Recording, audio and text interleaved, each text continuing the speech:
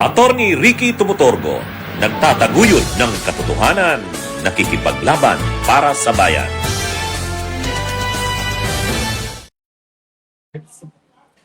Okay, mga kabunyog, mga kababayan, magandang araw po sa inyong lahat. Ito po, ang panibagong episode ng ating talakayang attack, ang take ko ni Attorney Ricky Tumutorgo.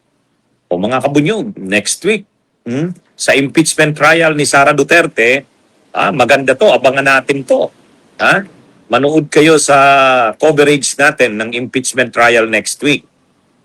Maganda tong mapapanood natin kasi yung dalawang dating officials ng opisina ni Sara Duterte sa Office of the Vice President at sa DepEd, yung mga tinatawag na Special Disbursing Officers, si Gina Acosta at si Edward Fajarda ay isasalang sa witness stand. Yan, mga kabunyog, mga kababayan. Bakit magandang panuorin yan? Napanood na natin yan doon sa House Committee on Public Accountability. House Committee on Good Government and Public Accountability nung inimbestigahan ng Kamara yung confidential funds ni Sara. Ay di ba, nagka-high blood yan si tumaas yung blood pressure nitong ni Gina Acosta at saka nito ni Edward Fajarda. Ay kasi nung tinatanong na sila, talagang hindi nila masagot yun. Hindi nila maipaliwanag eh.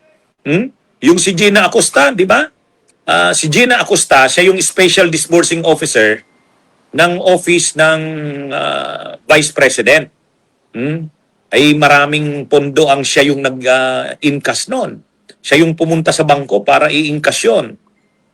Kaya lang pagka-incas niya ng pera, dapat sana dahil siyang Special Disbursing Officer, pagka-incas niya ng cheque sa bangko, dapat dinala niya yun sa opisina. At doon siya nagre-release kung sino man may babayaran. Kasi siya yung Special Disbursing Officer. Pag Disbursing Officer ka, sa'yo nakapangalan yung checking ini-incas ng opisina, pagka-incas mo nun, dadalhin mo sa opisina. Pag mayroong babayaran, kukuha ka. Kung kas ang ibabayad, kukunin mo doon kung may vault ka na lalagyan. Ikaw ang accountable sa pundo na yon. Bukod sa head of office, accountable ka. Kasi ikaw yung payee sa cheque. Ikaw yung nakapangalan sa cheque. Ikaw rin yung disbursing officer, special disbursing officer.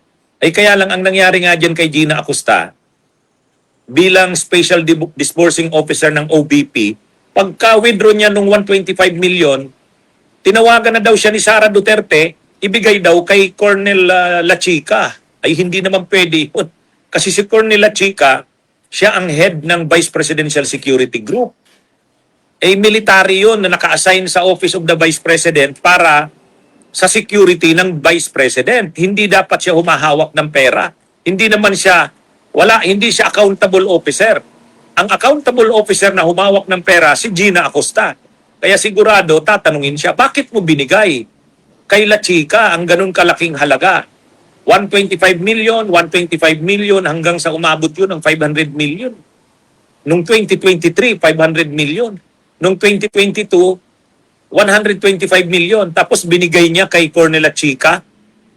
Tinanong na niyan si Gina Acosta bakit mo binigay kay Lachica ang ganun kalaking halaga? Ikaw yung Special Disbursing Officer. Ang sagot niya, yun daw ang instruksyon ni BP Sara Tapos nang tatanungin pa sana siya, nag-high blood na, dinala na sa veterans, sa hospital. Pero dito, hindi na yan papayagan ng impeachment court na dadalhin na naman siya sa hospital. Kasi nung panahon, nandun si Sara Duterte noon, nung sinasalang sila Gina Acosta, Edward Fajarda, nandun si Sara, tapos talagang may naka-standby ng mga doktor noon. Yung mga staff ni Sara noon, isa-isang mga nagkaka-high blood. Kaya dito, magandang abangan ito. Ano kaya ang mangyayari sa kanila, sa pagsalang sa kanila. Itong si Edward Fajarda naman, ito yun naman yung Special Disbursing Officer sa DepEd. So, bilang mga Special Disbursing Officers, sila talaga yung may hawak ng pera dapat. Sila yung may hawak ng pera. At kapag mayroong babayaran ng opisina, sila yung nagre-release, sila yung nagdi-disburse. Kaya ang itatanong sa kanila sigurado dyan, kayo ba ang humawak ng pera? Ay natural ang sagot nila, hindi. Kasi pagka-ingkas nila, linagay sa duffel bags, tapos tinurn over doon kay Colonel Chica. Hindi yun ayon sa batas. Hindi ganun. Dapat yung disbursing officer ang may hawak ng pera. Si Colonel Chica, head ng security group ni Sara. O bakit siya ang humawak ng pera? So malamang sa susunod niyan, ipapatawag na rin sila Chica, si Colonel Chica, saka si Colonel Nolasco. Bakit sila ipapatawag? Sila yung mga kumuha ng pera dito sa mga special disbursing office. Kaya sa totoo lang, ang nangyari talaga sa opisina ni Sara Duterte, yung Office of the Vice President, yung Office ng DepEd, yung mga ginawa nila sa confidential funds, hindi sinunod ang mga tamang paggastos, tamang pag-iingat, tamang pag-disburse, tamang pangangalaga. Unang-una, yung mga pinagkagastusan, hindi naman allowed yon sa confidential funds. Saan ka nakakitang confidential funds? Binili mo ng mga furnitures, mga tables, mga chairs, hindi pwede yun. Tapos yung renta ng safe house, 16 million? 16 million in 11 days? Anong klaseng safe house yan? Ibig sabihin, 2 million a day ang renta mo ng safe house. Sabi nga ng mga nag-obserba, mas mahal pa sa hotel yan. Kaya, grabe talaga ang ginawa. Grabe ang ginawa ni Sara Duterte sa pundo ng bayan. At itong mga officials na ito, itong mga special disbursing officers na ito, wala silang nagawa. Utos ni BP Sara eh.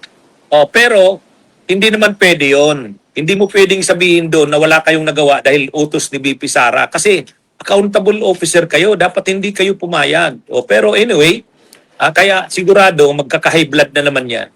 Tataas na naman ang blood pressure ng mga ito sa next week. Kaya abangan natin maganda ang aabangan natin next week. Itong dalawang ipapatawag.